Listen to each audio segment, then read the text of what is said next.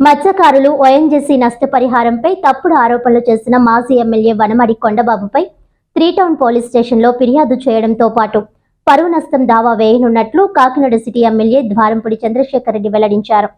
కాకినాడలో నగర వైసీపీ కార్యాలయంలో ఏర్పాటు చేసిన మీడియా సమావేశంలో ద్వారంపూడి మాట్లాడుతూ రాష్ట్రంలో కూటమిని ఎవరూ నమ్మడం లేదన్నారు. కాకినాడ పోర్టు ఎగుమతులకు సంబంధించి మాజీ ముఖ్యమంత్రి చంద్రబాబు ఆధారాలు లేకుండా ఆరోపించడం సరికాదన్నారు. పోర్టులో జరిగే కార్యక్రమాలపై అవగాహన లేకుండా చంద్రబాబు మాట్లాడడం జరిగిందని, 14 సంవత్సరాలు ముఖ్యమంత్రిగా ఏ విధంగా పనిచేశారో అర్థం కావడం లేదన్నారు. అక్రమ వ్యాపారాలన్నీ కొండబాబు చేయడం జరిగిందని ఆరోపించారు.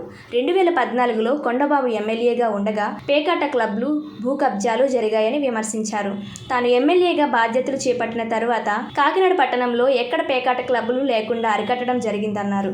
కూటమి ఎంపీ అభ్యర్థి ఉదయ్ ఒక క్రికెట్ బుకీ అని అవినీతి పరుడు కొండబాబు మరో పక్క పెట్టుకొని చంద్రబాబు అవినీతి కోసం మాట్లాడడం విడ్డూరంగా ఉందన్నారు. మరోసారి కొండబాబు గెలిస్తే అక్రమాలు, భూ కబ్జాలు, రౌడీయిజం పెరుగుతాయని తెలిపారు. నిన్న మహానుభావుడు, అబద్ధాల కోరు, ఆంధ్రప్రదేశ్ మోసగించే వ్యక్తి 2014 అబద్ధాలు చెప్పి ప్రజల వద్దకు వచ్చి మరలా అదే అబద్ధాలు పాట పాడుకుంటూ రాష్ట్రంలో తిరుగుతున్నాడు ఒక బూచోడు చంద్రబాబు నాయుడు. నిన్న మరలా కాకినాడపట్నంకి వచ్చి నా మీద విమర్శలు చేసే కార్యక్రమం చేశాడు ఈ మహానుభావుడు. 2014లో ఇదే పవన్ కళ్యాణ్, ఇదే చంద్రబాబు నాయుడు, ఇదే బీజేపీ కలిసి లేనిపోని హామీలు, అమలు కాని హామీలు, సాధ్యం కాని హామీలను ఇచ్చి ప్రజల్ని మోసం చేసి పరిపాలన వచ్చిన తర్వాత అన్ని మర్చిపోయినటువంటి మూర్ఖుడు చంద్రబాబు నాయుడు. అందుకే 2019లో ప్రజలు తిరస్కరించారు. 2019లో ఇదే జనసేన, ఇదే తెలుగుదేశం పార్టీ, ఇదే బీజేపీ పార్టీ విడిపోయి ఒకరినొకరు తిట్టుకున్నారు. చాలా అతి దారుణంగా కుటుంబాల మీద ఎత్తుకుని కూడా తిట్టుకున్న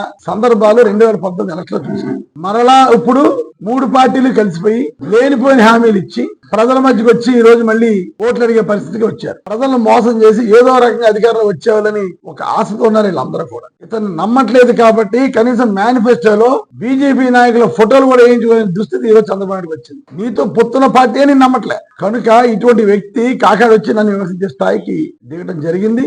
మళ్ళీ అదే పాట, అదే బియ్యం అక్రమ రవాణా చేస్తానంటాడు. 14 సంవత్సరాలు ముఖ్యమంత్రి చేసి కాకినాడ పోర్టులో ఏది ఎక్స్పోర్ట్ అవుద్ది, ఎలా ఎక్స్పోర్ట్ అవుద్దో తెలియని పరిస్థితులు నువ్వు ఉన్నావు. ఒక్క సెంటు స్థలం నేను కబ్జా చేశానని కానీ, ఆక్రమించాను కానీ చూపిస్తే నా యావత్ ఆస్తి కూడా ప్రజలు రాసేస్తాను. యావత్ ఆస్తి అమ్మేసి ప్రజలకు ఇచ్చేస్తాను. అందులో డౌట్ లేదు. భూ కబ్జాలు చేసే అవసరం నాకు లేదు.